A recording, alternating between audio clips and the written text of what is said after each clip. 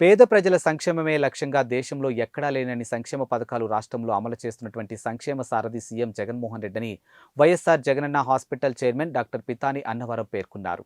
గురువారం కాకినాడ రమ్య హాస్పిటల్లో జరిగినటువంటి విలేకరుల సమావేశంలో ఆయన మాట్లాడారు. ఇక బడుగు బలహీన వర్గాలకు మేలు చేసే అంగన్వాడీ కేంద్రాల నిర్వహణ, వాటిలో సేవలందిస్తున్నటువంటి వర్కర్లు, ఆయాల పట్ల వైఎస్ఆర్సీపీ ప్రభుత్వం తొలి నుంచే సానుకూలంగా అంగన్వాడీలకు మెరుగైన జీతాలు ఇచ్చింది కూడా సీఎం జగన్ ప్రభుత్వమేనని తెలియజేశారు. చంద్రబాబు జమానా కంటే సీఎం జగన్ పాలనలోనే వీరి వేతనాలు పెరిగాయని తెలిపారు. ఇక 2014 నుంచి 2016 వరకు ఈ వర్కర్లకు కేవలం 4,200 మాత్రమే గౌరవ వేతనం ఇచ్చినటువంటి చంద్రబాబు 2014 నుంచి 2016 వరకు ఈ వర్కర్లకు కేవలం 4,200 మాత్రమే గౌరవ వేతనం ఇచ్చినటువంటి చంద్రబాబు 2016లో కంటి తుడుపు చర్యగా 7,000కు పెంచారని తెలిపారు. ఇక 2018 తన సుదీర్ఘ పాదయాత్ర సందర్భంగా అంగన్వాడీలకు గౌరవ వేతనం పెంచుతానని ప్రతిపక్ష హోదాలో వైఎస్ జగన్ ప్రకటించడంతో అప్పుడు గాని చంద్రబాబు గారి వారి జీతాలు గుర్తు రాలేదని ఆయన ఎద్దేవా చేశారు. ఇక 2019లో అధికారం చేపట్టినటువంటి వైఎస్ జగన్ తెలంగాణ కంటే అధికంగా ఇస్తామన్న మాట నిలబెట్టుకుంటూ వర్కర్లకు 11,500, హెల్పర్లకు 7,000 చొప్పున పెంచి అందిస్తున్నారని తెలియజేశారు.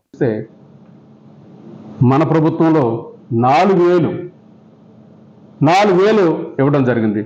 ఈ విధంగా చూసుకుంటూ పోతే కనుక ఫర్ ఎగ్జాంపుల్ అంటే నేను డాక్టర్ని కాబట్టి అంటే జగన్మోహన్ రెడ్డి గారు వచ్చిన తర్వాత ఈ ఉద్యోగాల కల్పన కూడా హ్యూజ్ క్వాంటిటీలో జరగడం, రిక్రూట్మెంట్ చేయడం జరిగింది.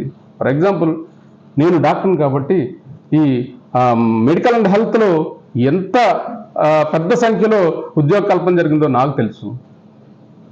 జనరల్ హాస్పిటల్ తీసుకుంటే కనుక అసిస్టెంట్ ప్రొఫెసర్ ఉద్యోగాలని లక్ష పైగా తీసుకున్నారు. అదేవిధంగా పిహెచ్సిలో డాక్టర్స్ని రిక్రూట్ చేసి గ్రామ వైద్యాన్ని బలోపేతం చేయడం జరిగింది. మనం అందరూ చూస్తూ ఉన్నాము. ఇంటి దగ్గరకే ఒక డాక్టర్ వెళ్ళి ఇంటి దగ్గర ట్రీట్మెంట్ చేయటం మనం స్వతంత్రం వచ్చిన తర్వాత ఎప్పుడైనా చూసామా? చూడలేదు. ఈ అట్టడుగుగారులందరికీ సర్వీస్ ప్రొవైడ్ చేస్తున్నారు. వాళ్ళ గురించి మీకు చెప్తా ఉన్నాను. ఈ హోమ్ గార్డ్స్కి దాదాపుగా 18,000 అలాగ ఉండేది. ఇప్పుడు దాన్ని 21,300 చేయడం జరిగింది.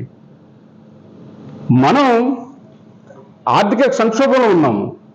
ఆర్థిక సంక్షోభంలో ఉన్నప్పుడు మరి బటన్ నొక్కి డబ్బులు వేయటం ఎందుకని చెప్పేసి మీరు ప్రశ్నించవచ్చు. ఎవరికి వేస్తున్నారు డబ్బులు?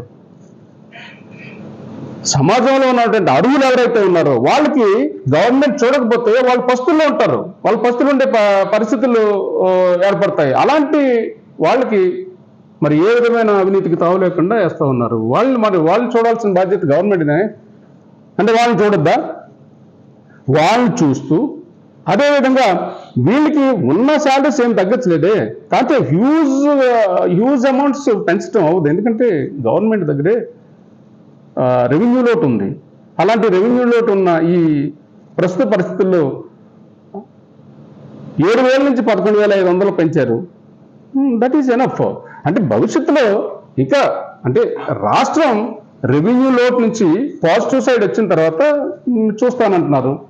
సో రాష్ట్రంలో ఉన్నటువంటి అంగన్వాడీ అక్క చెల్లెమ్మలు కానీ తల్లులు లాంటి ఈ అంగన్వాడీలందరికీ ఒకటే విన్నపం, మీరు అర్థం చేసుకోండి. రాష్ట్రం యొక్క పరిస్థితిని అర్థం చేసుకోండి. రాష్ట్రంలో ఉన్నటువంటి ఈ ప్రస్తుత పరిస్థితులు ఏవైతే ఉన్నాయో వాటిలన్నీ అర్థం చేసుకుని జగన్మోహన్ రెడ్డి గారితో మీరు కోఆపరేట్ చేసి మీరు రాష్ట్రాన్ని ముందరకు తీసుకెళ్తే కనుక అతి తొందరలోనే జగన్మోహన్ రెడ్డి గారి అధినాయకత్వంలో అతి తొందరలోనే positive revenue route, positive side వెళ్తుంది మన ఎకనామికల్ ఇదంతా.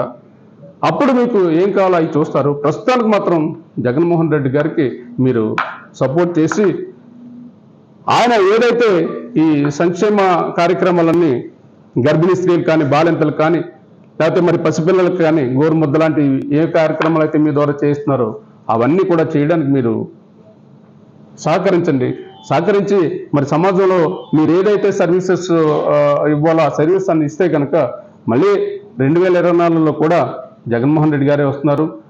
అప్పుడు మన రాష్ట్రాన్ని ఇంకా మున్ముందుకు తీసుకెళ్ళి మీ అందరికీ అంటే సమాజంలో ఉన్నటువంటి ప్రతి అర్హుడికి ఎలాగైతే ఆయన మంచి సర్వీసెస్ ఇస్తున్నారు, ఎలాగైతే వాళ్ళందరినీ కూడా మరి బిలో పవర్టీ లైన్ నుంచి పైకి తీసుకురావడానికి కృతనిశ్చయంతో చిత్తశుద్ధితో 24 గంటలు కూడా వాళ్ళ సంక్షేమం కోసం ఆలోచిస్తూ మరి సంక్షేమ పాలన కానీ లేకపోతే అభివృద్ధి రాష్ట్రంలో చేస్తున్న అభివృద్ధి ఫలాలు కానీ నెక్స్ట్ 5 yearsలో వస్తాయి.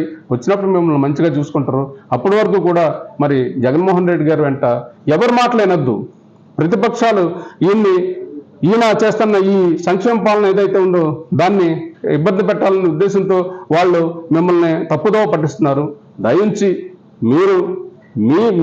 మీరుగా ఆలోచించి చిత్తశుద్ధితో మీరు జగన్మోహన్ రెడ్డి గారికి మీరు సపోర్ట్ చేయండి.